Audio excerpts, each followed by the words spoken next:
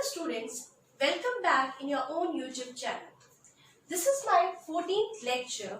In this lecture, you will learn about changes in budget line and how a consumer attain equilibrium with the help of indifference curve and a budget line. Before starting this lecture, I want to discuss the previous concepts with you. Firstly, what is budget line? What is the definition of budget line? क्योंकि budget line की definition या meaning के बगैर आज का concept बिल्कुल समझ में नहीं आ पाएगा. So what is the definition of budget line? Budget line is a graphical representation of two possible combination of goods which can be purchased with a given income and prices such that the cost of each of these combination is equal to money income. मतलब budget line दो goods का ऐसा combination होता है जिस पर आपने जो अमाउंट स्पेंड किया है वो एग्जैक्टली उसकी मनी इनकम के बराबर हो, उसको हम बजट लाइन कहते हैं. तो ultimately budget line is a locus of different combination of two goods which the consumer consumes and which cost exactly equal to its money income. उसकी मनी इनकम के एग्जैक्टली इक्वल आनी चाहिए. अगर उसकी cost money income से कम आती है then it will call as a budget set, not a budget line. You know the difference. We'll discuss in the previous lecture also. Okay, so budget line की definition समझ में आ गई, meaning समझ में आ गई. Now we should know the assumption of budget line. Budget line के two assumptions होते हैं, that is also given in the definition. First assumption is income of the consumer should be constant. Consumer की income constant होनी चाहिए. Second assumption is price of the commodities should be constant. जो आपने price x and Y की ली है, दो commodities की ली है, वो कांस्टेंट होनी चाहिए. Then we will able to make a budget line. If we will change a little bit in both income और price, the budget line will not be a perfect, that will change also. So if we draw a new budget line, अगर हमें नई budget line बनानी है, then we have to modify or change the either income of the consumer or prices of the company. So today's topic is totally based on this, that this is our first topic, that is change in budget line. Budget line में change कब आएगा? Budget line में change तभी आएगा जब उसकी assumptions change होंगे. उसके assumption में हम कुछ छेड़छाड़ करेंगे. Income of the consumer थोड़ी सी different हो सकती है, constant नहीं हो, या prices of the commodity constant नहीं हो. So this change in budget line having two parts. First, effect of change in price of the commodity. अगर कमोडिटीज के प्राइस में कुछ चेंजेस आए, whether it's in price of x और price of Y. अगर x हम दो commodity ले रहे हैं यहाँ पर एक्स एंड वाई, एक्स की प्राइस में अगर कुछ चेंज हुआ हो या वाई की प्राइस में कुछ चेंज हुआ हो या दोनों की प्राइस में कुछ चेंज आए, तब बजट लाइन में चेंज आएगा.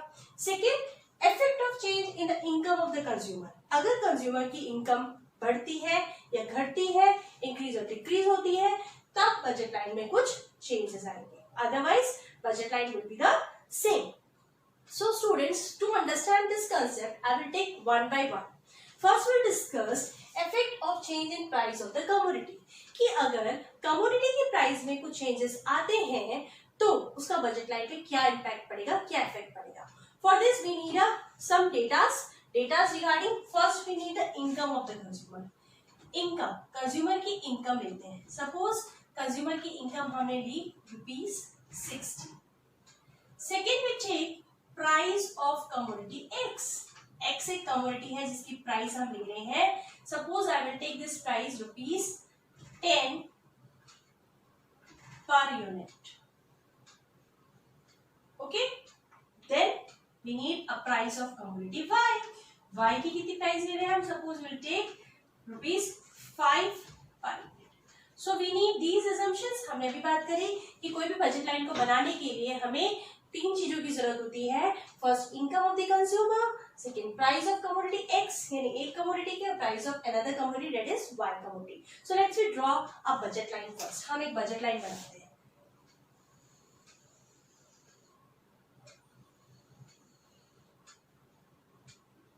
This is y axis, this is x axis. Here we'll take good x and here we'll take good y. Okay, now this is a budget line. You know budget line slopes downward, straight होती है, falling downward and it is straight. इसका feature कैसा है? Straight. क्यों straight होता है हम ये रीजन पढ़ चुके हैं अपने प्रीवियस वीडियो में. So let we mark this. इसको हम मार्क कर देते हैं B and this is we marked as A. So now your budget line is BA. आपकी जो बजट लाइन हो गई वो क्या हो गई? B. This is your budget line. How you will derive? What we will say? What is the maximum of OB here? OB is indicating what? OB is indicating what? That means what was what is B maximum quantity of B should be what? Okay. So कैसे हम इसको derive करते हैं? We know this the formula for this. Money upon price of commodity Y. ये हम previous video में पढ़ चुके हैं कि कैसे हम B पॉइंट को डिराइव कर सकते हैं, कैलकुलेट कर सकते हैं. Money income upon price of commodity Y. What is a money income? A money income is 60 and price of commodity is Y is ₹5. तो व्हाट यू गेट? 12. तो ये जो पॉइंट है ये क्या हो जाएगा आपका? इसको मैं यहाँ लिख देती हूँ. This is B. ये हो गया आपका 12. Okay. Now What is OA indicating? OA क्या indicate कर रहा है? What is OA indicating? That means the maximum quantity of X can be bought with his given income. इसकी इनकम में maximum quantity A की X की कितनी वो परचेज कर पा रहा है. देखिए कैसे होगा. इसका फॉर्मूला क्या होता है? Money income upon price of commodity X. What is money income? 60 upon price of commodity X. X क्या है आपका? 10. That means 6. So ये क्या हो गया आपका? This is your 6. Will write A here. तो आप इस बजट लाइन में देखेंगे B की मैक्सिमम क्वांटिटी कितनी परचेज हो रही है? 12. कितने गुड Y वो परचेज कर रहा है? 12 यूनिट्स. कितने गुड X वो परचेज कर रहा है? 6 यूनिट्स. ये आपके इस एजम्पशन से, इस डेटा से डिराइव हुआ है. This is your original budget line. Now we talk about the first reason, first factor that if effect of change in price of commodity. First is if the change in the price of commodity on x axis. आपका x axis कौन सा है? This is your x axis. x axis में कौन सा good लिया है आपने? गुड x लिया है. तो गुड x की प्राइस में अगर आप लिटिल बिट चेंजेस करते हो, मॉडिफिकेशन करते हो, then what will be the effect of this budget line? BA पे क्या effect आएगी? Let me see. For this we need to change the data also. देखो इनकम को हम उतनी रखते हैं. ओके, इनकम हमने उतनी रखी. Income is 60. Now I will change the data of price of commodity X. Earlier it was ₹10 but now ₹10 से अब ये फॉल हो जाती है ₹5 पे, कम हो गई है. तो जस्ट आप लॉजिक लगाओ कि जब किसी भी कमोडिटी की भी प्राइस कम होती है तो कंज्यूमर उस कमोडिटी का कंजप्शन ज्यादा करेगा कि कम करेगा? उसको ज्यादा परचेज करेगा कि कम करेगा? ऑब्वियसली उस कमोडिटी का कंजप्शन ज्यादा करेगा. देखते हैं कैसे होता है. यहाँ पे हमने दो चीजों को सेम रखा है. Income of the consumer is same as earlier. Price of commodity Y is same as earlier, but price of commodity X is fall down ₹10 to ₹5. Now what will the effect of this on this budget line? Look at here first. इसको हम रब करते हैं. Okay, ये आपकी original budget line है BA. BA से अब आपने इसमें क्या चेंजेस आएगा? क्या देखो, आपकी Y कमोडिटी पे कोई चेंजेस हुआ क्या? क्या Y की कमोडिटी पे हमने कोई इसकी प्राइसेस में चेंजेस किए? नहीं किए. Same as earlier. तो no changes in Y commodity. But X की कमोडिटी की प्राइस क्या हो गई? फॉल हो गई. तो फॉल हो गई तो इसका तो सेम रहेगा. इसके लिए आप क्या करोगे? कैलकुलेशन देखो, M upon PX. What is M? Income कितनी है? 60. PX कितना हो गया आपका? 5. So what you gate? 12. That means आपकी X की कमोडिटी वो कितना कंजप्शन करेगा? 12 यूनिट्स तक. What do you think? What you have seen here? जो कमोडिटी पहले वो 6 ले रहा था अब वो ले रहा है 12. Just double. क्यों? क्योंकि उसकी जो प्राइस थी कमोडिटी X की वो भी तो 10 से 5 हो गई है, हाफ हो गई है. तो उसका कंजप्शन भी डबल कर रहा है. तो जब वो डबल कर रहा है तो नया जो बजट लाइन होगी वो आपकी क्या हो जाएगी? New budget line is like that.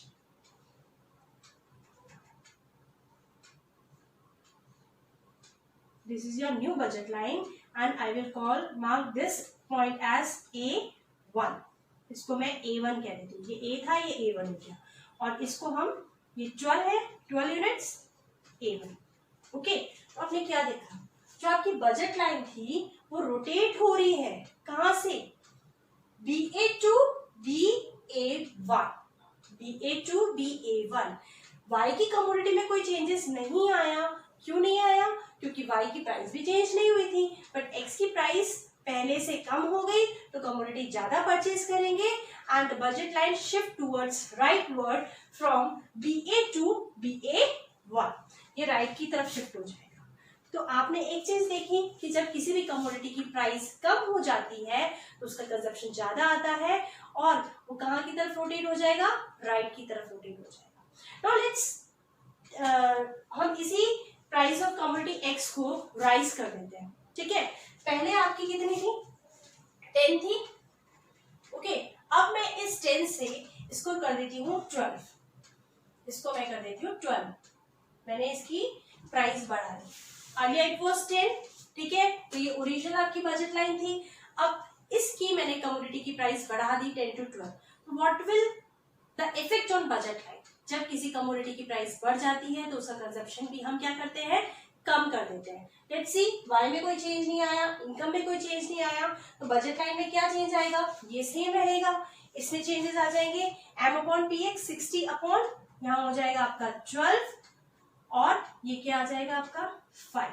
तो अब वो 6 से 5 कमोडिटी पे आ जाएगा क्योंकि उसकी प्राइस कम क्या हो गई है? ज्यादा हो गई है, प्राइस बढ़ गई है. जब किसी कमोडिटी की प्राइस राइज हो जाती है then he will consume less of that commodity. तो what will the effect on the original budget line? Look at here, original budget line आपकी कुछ ऐसी हो जाएगी.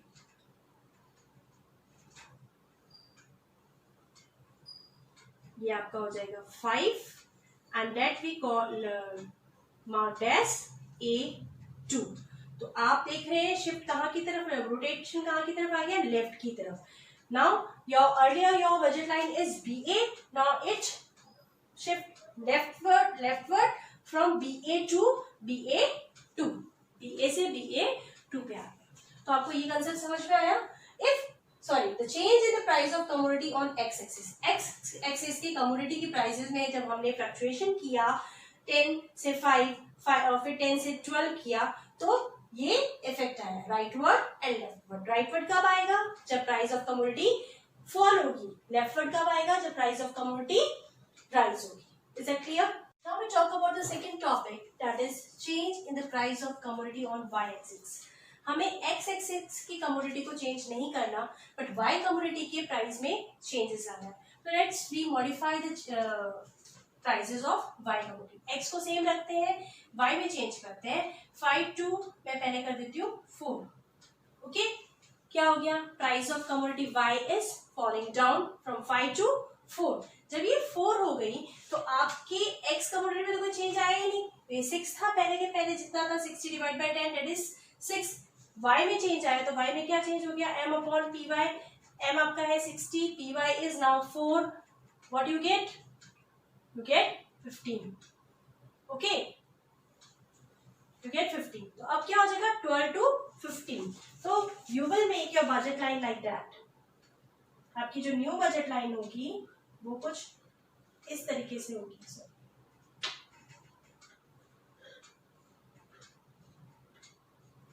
And that is your A to B1 15.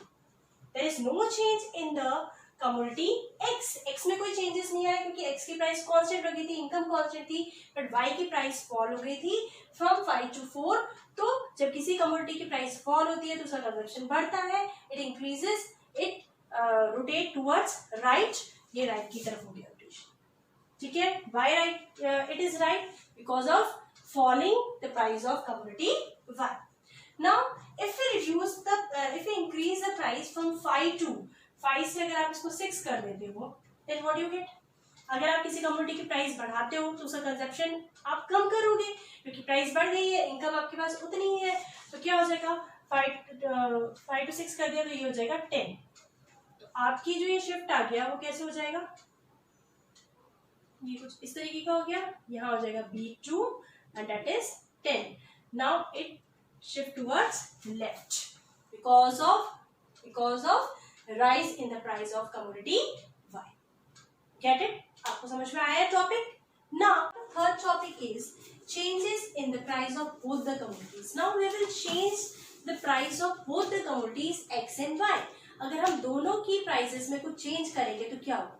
When price of both the commodity changes, then the budget line will shift. यहाँ पे अब rotation नहीं होगा. पहले आपने इन दोनों में देखा कि रोटेशन हो रहा था, अब यहाँ पे रोटेशन नहीं होगा. It will totally shift to a new budget line. ठीक है? Fall in the price of both the goods will lead to, जब fall होगा तो क्या होगा? Will lead to rightward shift in the budget line. And rise in the price of both the goods will result to leftward shift in the budget line. Let's look with example. यहाँ देखते हैं. Suppose ये आपका original data था. Now हम सबसे पहले fall करते हैं इसको, है ना. 10 to मैं इसको कर लेती हूँ 6 और ये 5 to आपका हो गया 4. दोनों को हमने फॉल कर दिया है. 10 से 6 हो गया एंड 5 से 4 हो गया. जब किसी चीज की कमोडिटी की प्राइस कम होती है तो उसका कंजप्शन क्या होगा? ज्यादा होगा. ठीक है, यहाँ पे हम दोनों की प्राइसेस का देख रहे हैं. तो let us calculate what is the maximum of B he should be what. Money income आपकी 60 है, ठीक है, और प्राइस ऑफ कमोडिटी वाई कितनी है? 60 upon 4 that you get 15. Okay, money income you have 60, price of commodity x you have 6 that is 10. देखिए क्या difference आया. पहले 12 कमोडिटी कंजप्शन कर रहा था, अब वो करेगा 15. पहले एक्स की कमोडिटी 6 मैक्सिमम परचेज कर पा रहा था, अब कर पा रहा है 10. तो नई बजट लाइन कैसे हो जाएगी? New budget line is parallel to just original budget line. It's totally shift from B to B1 and A to A1. ये राइट की तरफ शिफ्ट होगा. क्यों राइट की तरफ शिफ्ट होगा? क्योंकि प्राइस दोनों कमोडिटी की फॉल हो रही है ना. तो ये बहुत इंपॉर्टेंट इफेक्ट है कि जब दोनों ही कमोडिटी की प्राइस फॉल होती है then the budget line will shift towards rightward from BA to B1 A1. Now if we modify the data again, पहले 10 था, 10 से अगर आप इसका 12 कर देते हैं और ये 5 था, 5 से आप 6 कर देते, then what you get? 60 upon 6 you get 10. 60 upon 12 you get 5. क्या हुआ? पहले कितना था आपका? 12 and 6. अब कितना हो रहा है आपका? 10 and 5. कम हो रहा है. Your new budget line is again parallel to your original budget line, but it shift towards leftward. Left की तरफ होगा. इसको हम नाम देते हैं B2, इसको नाम देते हैं A2. New budget line is led to leftward shift due to rise in the income. Income में rise होने के कारण ये leftward shift हो जाता है BA2, B2, A2. Is that clear? This is the three concepts which occurred when change in the price of the commodity. अगर commodity की prices में change होगा, अगर X commodity की prices में change आएगा तो rotation होता है either in right side or left side. अगर Y commodity की price में change होता है तो again changes आएंगे either in right side and left side. और अगर दोनों ही commodity में changes होती हैं, prices में changes होती है, either fall होगी दोनों commodity तो क्या होगा? जब fall होगी तो rightward shift होगा. अगर दोनों ही commodity की price rise होगी तो leftward shift होगा. तो ये आपका था changes in the price of the commodity. Now we have a topic, effect of change in the income of the consumer. Students, हमने assumptions देखे थे कि या तो commodity की prices में changes आएंगे या उसकी income में changes आएंगे तभी budget line में change आएगा. तो prices हम पढ़ चुके हैं. Now we talk about the income of the consumer. If there is any change in the income of the consumer or income assuming no change in the price of two commodity, income में change हो रहा है but assuming price जो है उसकी दोनों commodity की constant है, हम उसमें कोई चेंजेस नहीं कर रहे हैं, then the budget line will shift may be rightward और leftward, depends on the income. अगर इनकम इंक्रीज होती है तो बजट लाइन में क्या शिफ्ट आएगा? राइटवर्ड और लेफ्टवर्ड. ऑब्वियसली राइट, बट जब आपकी इनकम इंक्रीज होगी तो आप किसी कमोडिटी को ज्यादा कंजप्शन कर पाएंगे, बट अगर आपकी इनकम डिक्रीज होगी, फॉल होगी, तो आप उन कमोडिटीज को कम परचेज कर पाओगे। तो यहाँ जस्ट उल्टा कंसेप्ट है। यहाँ पर क्या पढ़ा था हमने, अगर प्राइस किसी कमोडिटी की इंक्रीज होती है तो उसका कंजप्शन कम हो जाता है, बट प्राइस किसी कमोडिटी की फॉल होती है तो उसका कंजप्शन बढ़ जाता है। जस्ट उसका अपोजिट है, बट बजट लाइन सेम बनता है। लेट्स सी, यहाँ पर हम मॉडिफिकेशन करते हैं प्राइसेस में। ओके, सपोज ओरिजिनल प्राइस पे जाते हैं, ये 10 प्राइस थी और ये 5 पर यूनिट था, but now I want to tell you the concept, clear you the concept of change in the income of the consumer. तो दोनों की प्राइस को कांस्टेंट रखनी है, प्राइसेस ऑफ द कमोडिटीज में कोई चेंज नहीं आएगा, बट इनकम में चेंजेस आएंगे, है ना। इनकम को हम चेंज करते हैं। सपोज ये 60 आपकी इनकम थी, 60 से हम क्या करते हैं, इसकी प्राइस को हम बढ़ा देते हैं, इनकम को हम बढ़ा देते हैं, 60 to 100 हो गई। Now what is the effect on the budget line? Same formula है, क्या करोगे, इनकम आपका 100 हो गया, income is 100, price of commodity Y is 5, what you gate 20। Okay, income is 100, price of commodity X is 10, what you gate 10। क्या हो, देखिए पहले कितना था, 12 and 6। Okay, now what happened, 20 and 10 increase हो रहा है 12 and 6 से, क्योंकि इनकम बढ़ी तो बजट लाइन भी राइट की तरफ शिफ्ट होगा। दिस इज द कॉन्सेप्ट, ठीक है। अगर हम इसकी इनकम को कम कर देते हैं, 62 क्या करते हैं, 50 कर देते हैं, सपोज 62 आपकी 50 कर देते हैं, व्हाट वुड हैपन, इनकम आपकी क्या हो जाएगी, 50 upon 5 that is 10, 50 upon 10 that is 5। जो पहले आप 12 और 6 खरीद पा रहे थे, अब वो आप 10 और 5 खरीद पाओगे, क्योंकि आपकी इनकम क्या हो गई, कम हो गई। तो आपने इन सब से एक चीज जरूर पढ़ी होगी, पहला, अगर प्राइसेस में चेंजेस आते हैं ये तो आपको क्लियर है, रोटेशन होता है, बट ये और ये लिटिल बिट सेम है, बट इसका इफेक्ट उल्टा होता है। यहाँ पर प्राइस अगर बढ़ती है, प्राइस में अगर इंक्रीज होगा, प्राइस इंक्रीज हुई, ठीक है, दोनों कमोडिटी की प्राइस की बात कर रहे हैं, प्राइस इंक्रीज होगी तो बजट लाइन आपकी क्या होगी, लेफ्ट की तरफ शिफ्ट होगी। प्राइस इंक्रीज होते ही बजट लाइन लेफ्ट की तरफ इंक्रीज होगी, प्राइस डिक्रीज होते ही बजट लाइन आपकी कहाँ की तरफ शिफ्ट होगी, राइट की तरफ शिफ्ट होगी। ये कंसेप्ट। बट अगर हम इनकम की बात करते हैं तो इनकम इंक्रीज होते ही आपकी बजट लाइन कहाँ की तरफ शिफ्ट होगी, राइट की तरफ शिफ्ट होगी, और इनकम डिक्रीज होते ही बजट लाइन आपकी कहाँ की तरफ शिफ्ट होगी, लेफ्ट की तरफ शिफ्ट होगी। There is an inverse relationship between them. So this is the first topic of this lecture, that is change in budget line, which having two parts: effect of change in price of commodity and effect of change in the income of the consumer. Hope so आपको ये topic समझ में आएगा। Now let's we move to the another topic of the lecture. Discuss the last topic of the lecture, that consumer equilibrium by indifference curve analysis. That means how a consumer get equilibrium with the help of indifference curve and budget line. Okay, so before understand this topic, I want to give you a recap of few concepts which we have discussed earlier in the previous videos. First, all the combination on single indifference curve give a same level of satisfaction. You know about the indifference curve? मैं इसको बार बार नहीं बताऊंगी क्या होता है indifference curve. तो जितने भी combination एक single indifference curve में होंगे, उन सबसे मिलने वाला satisfaction क्या होता है, same होता है. Second concept, all the combination on single budget line explains that the consumer can purchase these bundles by spending his entire income. एक सिंगल बजट लाइन पे जितने भी कॉम्बिनेशन है, इसका मतलब ये होगा कि जितने भी कॉम्बिनेशन पे बंडल्स पे वो अपना खर्चा एग्जैक्टली उसकी मनी इनकम के बराबर कर रहा है। जस्ट हमने अभी थोड़ी देर पहले पढ़ा।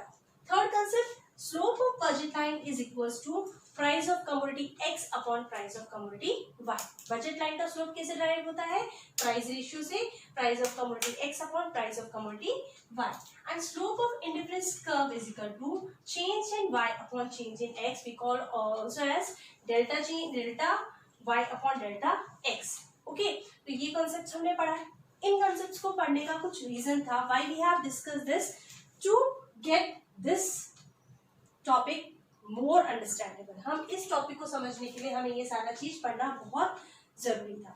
क्या है ये टॉपिक, हम अच्छे से पढ़ेंगे। स्टूडेंट्स, आपने कार्डिनल यूटिलिटी अप्रोच पढ़ा था, उसमें हमने देखा था कि कंज्यूमर को कैसे इक्विलिब्रियम मिलता है। अब यहाँ हम ऑर्डिनल यूटिलिटी अप्रोच में देखेंगे कि कैसे कंज्यूमर को इक्विलिब्रियम मिलता है by indifference curve and budget line together.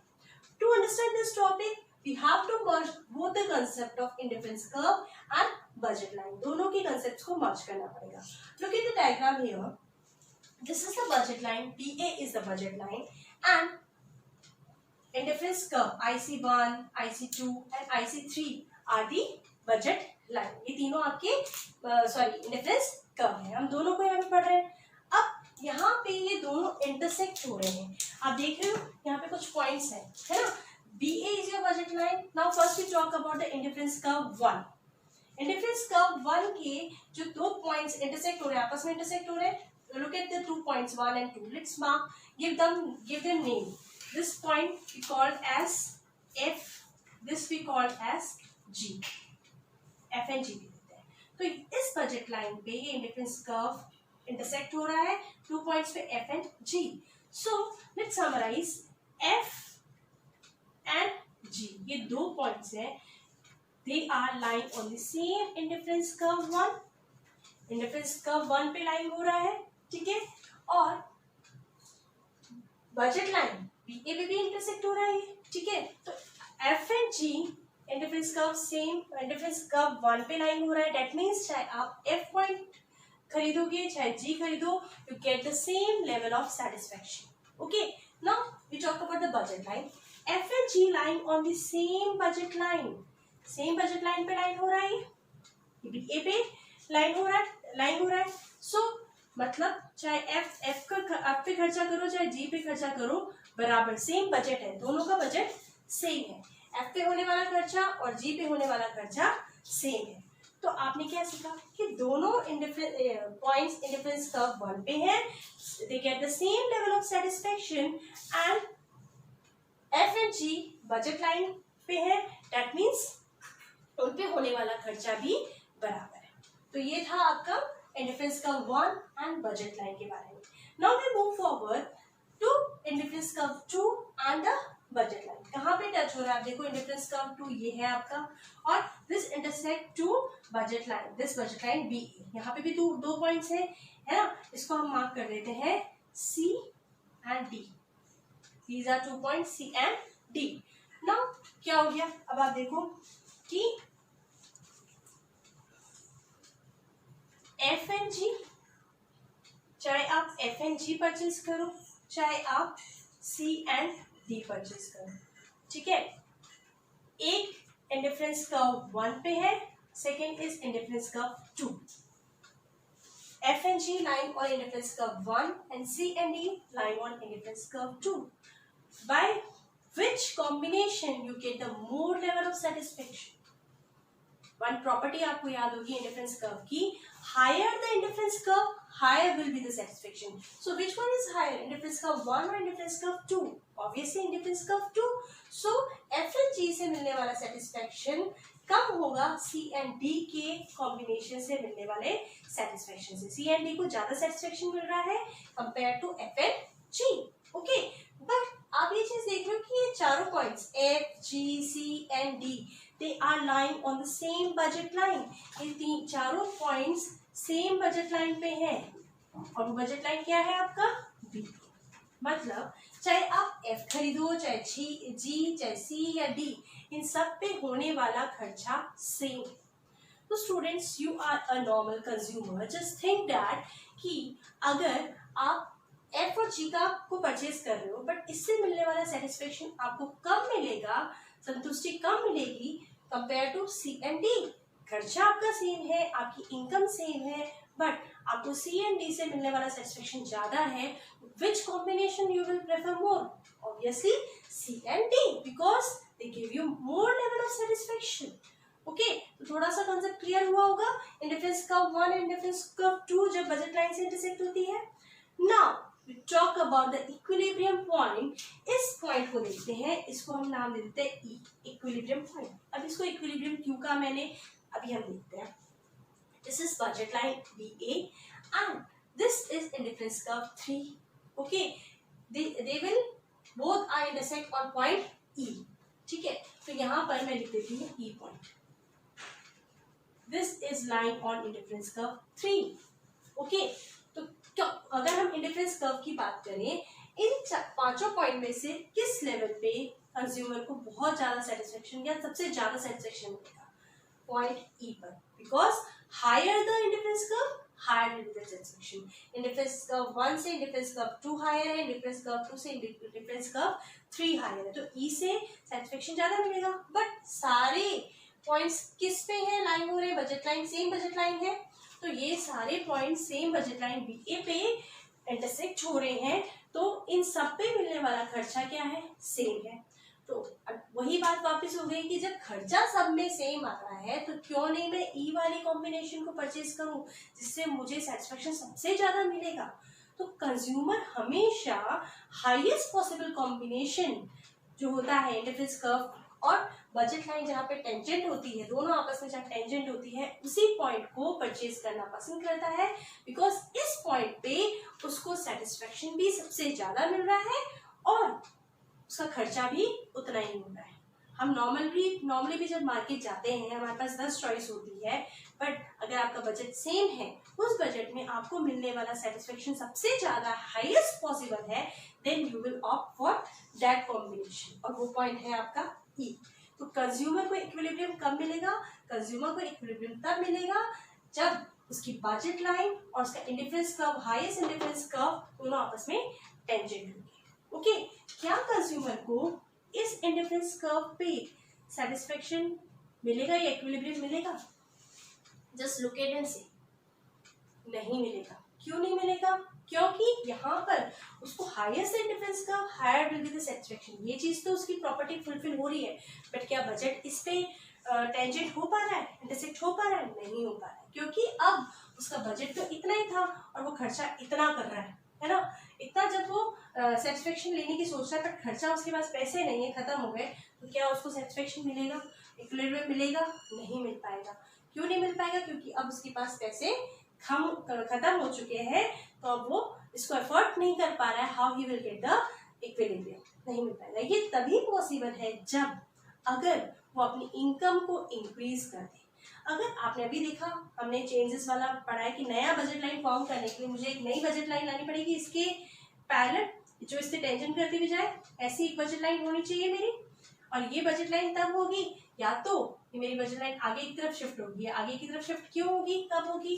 या तो इनकम मेरी इंक्रीज हो जाए, या फिर दोनों ही कमोडिटी की प्राइस क्या हो जाए, डिक्रीज हो जाए। जब डिक्रीज हो जाएगी, फॉल हो जाएगी, तो ऑब्वियसली आपकी बजट लाइन आगे बढ़ जाएगी। तो जब बजट लाइन आगे बढ़ जाएगी, तो IC4 से वो इंटरसेक्ट हो जाएगा, टेंजेंट हो जाएगा, then he will get the higher, मतलब इक्विलिब्रियम। बट अभी इस कंडीशन में ये पॉसिबल नहीं है।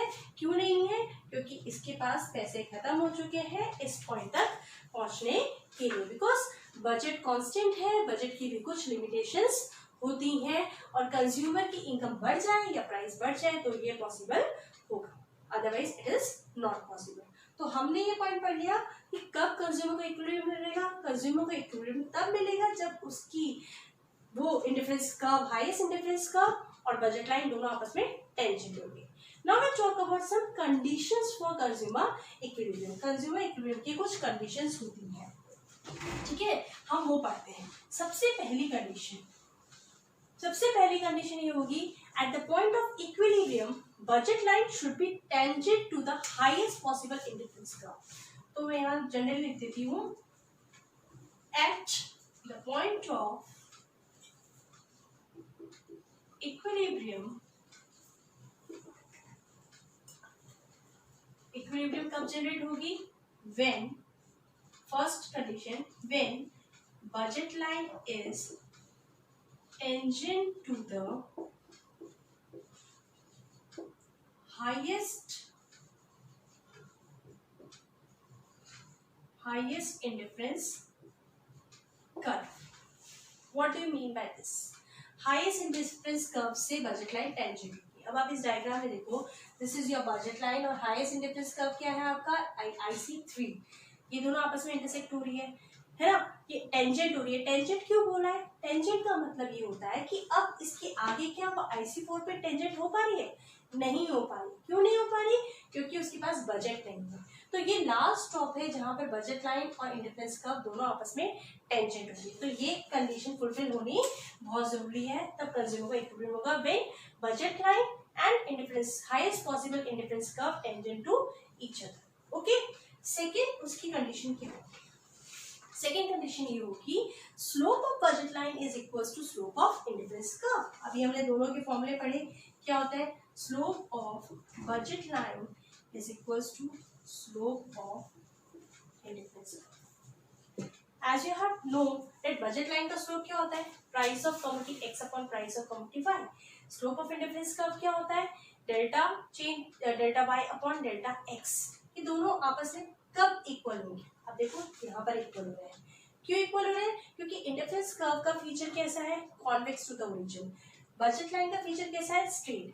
बट इस पॉइंट पे स्टूडेंट, इस पॉइंट पे आप देखो, ये तो स्ट्रेट है ही बजट लाइन, ये भी थोड़ा बहुत स्ट्रेट हुआ है, तभी तो ये इससे इंटरसेक्ट हो रहा है, टेंजेंट हो पा रहा है. जब ये दोनों आपस में स्ट्रेट हुए हैं, that means they are equal to each other. तो बजट लाइन का स्लोप ऑफ इंडिफरेंस कर्व के बराबर होगा, तब कंज्यूमर को इक्विलिब्रियम मिलेगा. So what are the two conditions for getting equilibrium by IC analysis? First is when budget line is tangent to the highest possible indifference curve. Second is when slope of budget line is equals to slope of indifference curve. ये दोनों condition जब fulfil होती है तब consumer को equilibrium होता है by indifference curve analysis. और ये क्वेश्चन डेफिनेटली 4 मार्क्स या 6 मार्क्स में पूछा जाता है एग्जाम में. So I hope you understand the whole concept of today's lecture कि कब चेंज होता है, नया बजट लाइन कब बनता है, when budget line rotate right and left because of change in price of commodity, and when budget line shift towards leftward and rightward because of income increases and or decreases or price of commodity X, and both the commodities price will increase or decrease. And the second concept, when a consumer get equilibrium by indifference curve and budget line. Hope you understand the whole concept, and if you like this video, please share with your friends so that they can also get benefited by this. Subscribe my channel. Thank you so much.